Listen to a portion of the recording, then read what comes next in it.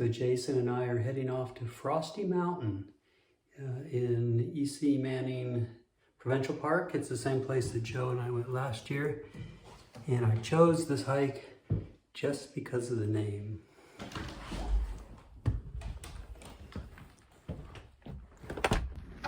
Thanks for pointing that out, Joe. Yeah, well, Meta noticed actually.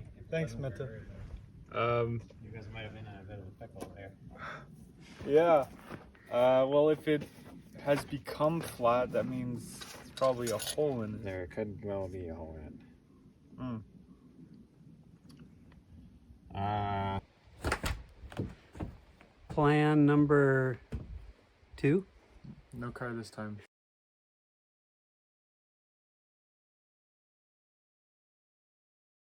You just develop that feeling of loving kindness inside of yourself. And then the way I describe it is it's like holding a bowl of water that's completely filled. And so it's like you're actually sort of like, one way of looking at it is like you can think of as a concentration practice, like you're sending the thoughts of kindness into this bowl of completely filled water, and you don't want to spill any of it. So you have to be very careful, you have to be very mindful, you have to be very gentle as you're holding this. And you're just saying, may I be safe, may I be happy, may I be healthy, may I live with ease of well-being. And I was telling Jason that what I do is, as a contemplation, is I take each 4 of those phrases, and each of the phrases has a different feeling to it. So like, what does it feel like for me to be safe?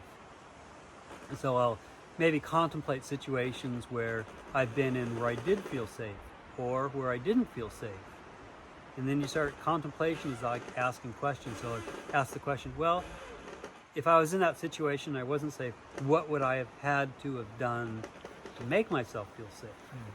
And it's also, you're paying attention to the emotional aspect of it, but you're asking these questions. Like, if I was safe, how would I know that? Where would I feel it? Would I feel it in my stomach? Would my stomach be relaxed? Would my shoulders be relaxed? Would I be tense? Would I feel it in the face? Would I feel it in the hands? So you start asking questions like that, and paying attention to the body and those feelings. And then what happens is like to say, may I be safe, after a while of doing this meditation, you actually get this bodily sense of what it means to be safe.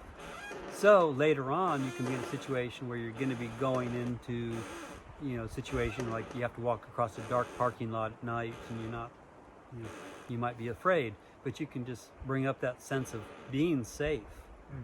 And you still have to be aware of the dangers when you're going through the parking lot, but you don't have to. Being afraid and freaking out isn't going to help you get through the parking lot. Yeah. So you can feel safe and be okay with it, but then if something does come up, then you can react skillfully instead of out of fear. Conditioned. Yeah. So you can actually then learn how those feelings, those emotions are, and then tune into them at will when you actually need them. So to be safe is one feeling. To be happy is a completely different emotion for me. To be healthy, like this mentally healthy, is another emotion. And or we were talking about this, just to say health, it's like just the good fortune we have to live in the West, to have medicines available and clothing to be able to wear, and food's pretty much available for most of us all the time. So just to be safe in that kind of an environment and healthy in that environment, and then to live at ease, to me just means living a clean life, having good precepts, living life to the precepts to the fullest, and so you're at ease because you don't have any fear of being criticized. So you learn how to bring up these emotions. So you bring those up and you develop it, and what you go through these phrases, and what will happen is what can happen is that you will trip yourself up. You'll find out what attitudes you have about yourself, what negative attitudes you have about yourself.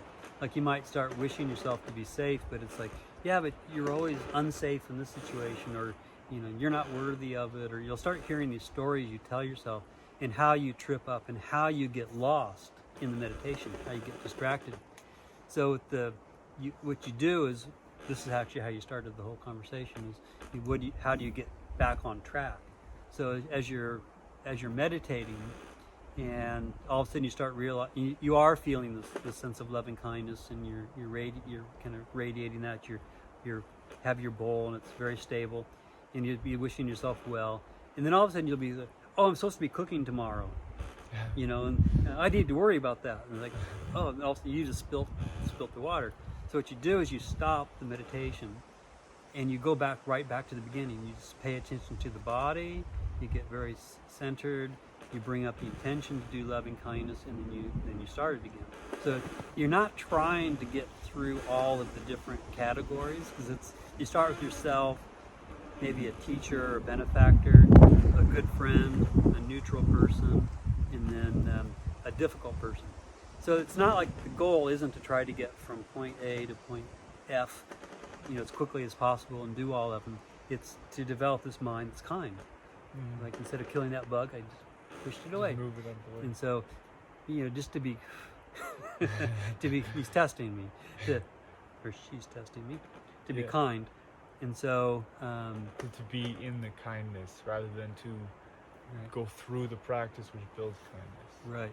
So if you find there's a particular place in the meditation that you keep stumbling, it's not that you need to not need to be 3 steps further down the road, but you need to be right where that step is, and learn that step, so then you can develop the strength to be able to do it, and then go on to the next one.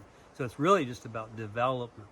So what you do is you start with yourself, and over time, different people takes different lengths of time, but you'll find what it is that gets you distracted.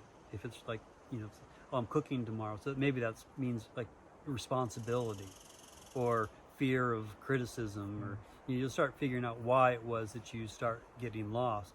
And then if your meditation is good, and you start developing the strength of mind and your emotional strength, then you'll be able to do yourself for 20 minutes. You'll be able to sit with yourself just for 20 minutes, just sending these thoughts of kindness to yourself and developing that, and not get distracted.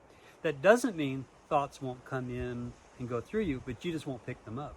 You'll be like sitting there holding this bowl, may I be safe, and you hear the thought going, you need to worry about the cooking tomorrow, and you go, no, I don't. And may I be safe, may I be happy, and you just keep doing it, and thoughts will come and go, but you don't pick them up. And then once you can do that for 20 minutes, the instructions I got was then for 5 minutes, take on somebody like your teacher, or someone who's been very helpful to you in the past. And then you have the feeling of loving kindness is exactly the same. And so it's not that you're trying to send. This is the other thing with meditation retreats I've always done. They always talk about sending loving kindness to your teacher, or to your friend, or to the neutral person. You don't send it. You need to develop that inside of you. It's your emotion. And so I think of it as more as you're not sending loving kindness to this person, but can I feel loving kindness even while I'm thinking about you, or thinking about a neutral person? And so what happens is, like, I'll may use the phrase. Well, I'll use the phrase like may they. So like if I'm using my teacher, say Ajahn Pasno, I might be saying may he be safe, and I can actually imagine situations where he is safe, or may he be happy. I can remember instances where he was happy, and so I'll be having these thoughts, and kind of almost like sensing that loving kindness growing in me, but holding the bowl, not getting distracted, being very kind with it. May Ajahn Pasno be safe, may he be happy, may he be healthy, and I'm feeling the emotion inside of me. So it's like I'm having thoughts of him in my consciousness while I'm feeling loving kindness. Now, what might come up was like I might be sending this, I might be thinking this, may Ajahn Pasno be safe. Why did he say that to me the other day? Boom! I just dropped the bowl. So it's like I'm attached to praise from him, or I'm attached to, he's my teacher, but I want something from him. And so you start learning what attachments you have around another person, and how you get distracted around other people. Sorry. Yeah, and so as soon as I get distracted and realize I'm not doing it, go back to the body, be aware of the breath, be present. May I be safe. I develop that loving kindness, that feeling for me again. I won't do it for 20 minutes, but just enough to connect with it, and then go on to the teacher. in the next category. And then after you can do that for 5 minutes, then you go on to a good friend, and then you start doing the same thing, and you might have different, you know, different reasons you get distracted with your friend. The difficult person actually is the neutral person, because you're wanting to do kindness for a neutral person, but they're neutral, so like you don't care about them. You don't not care about them. You're not, you know, they're not the difficult person, but it's you know, to care about somebody that you is completely emotionally neutral is difficult. Now I think in this one teacher that I was listening to, he was saying that, you know, I think like, well, he said the neutral person needs to be somebody you actually are in relationship with. Because when I did meditation retreats, they would use somebody like they'd make up somebody like the girl at the checkout counter, or the clerk at the, you know, the post office. You know, it's like you don't know anything about them. They're really not neutral. They're almost like non-existent. Yeah. Actually, and so it's like you're actually mentally creating somebody. So you don't know them. So it's like they're not really appropriate to use as a meditation subject. So what you do is you start with the what I look at is, if you're in a group of about 20 people, either workplace or a small monastery or, you know, a club that you're in, if there's like 15 or 20 people in that group, there's always going to be 1 or 2 people that are like the leaders you might look up to as the, you know, the teacher kind of almost of it. 1 or 2 are going to be your best friends. 1 or 2 might be neutral, and 1 or 2 you just don't like. You know, and so even in a group of 20 people, you can find all the categories usually. And so, you know, find somebody in your that you really personally know, who's you really you know, you like them, but you don't want to know their whole life story. Yeah. And so you find that person, and then you develop loving kindness for them. And it's kind of difficult person to do, because, you know, it's just like, because there's no it's easy to do the teacher, it's easy to do your best friend, you know, and it's easy to do the difficult person was the last category. It's easy to do that person because you don't want to feel ill will towards them. You want to feel kindness, so it's easy to do that. With the neutral person, it's harder. So, but you'll find ways to raise. It's usually raising energy for me. It's just raising the energy, raising the intention to be there, and then you go on and you do that person for 5 minutes, and then you go on to the difficult person. And the thing I like about this was, if you don't have a difficult person, don't create one. Yeah. You don't Here's need why. to create one It's not worth it. do this meditation. Yeah, so if you don't have one, you count yourself lucky. You'll probably find one in the future. Yeah, it won't be long. So then you develop, so it's like 20 minutes for yourself, 5 minutes for teacher, 5 minutes for best friend, 5 minutes for a neutral person, and 5 minutes for a difficult person. And that's like 40 minutes, you know, that you're able to do that. And they say if you you know, if you're able to do all of those different categories and really not get distracted, you know, you're setting yourself up for being able to get into jhana, because it's like, you know, that's a lot of mental strength and maturity and practice to be able to get to where you can meditate for 40 minutes on sort of one subject, which is the feeling, the intention of doing this loving kindness.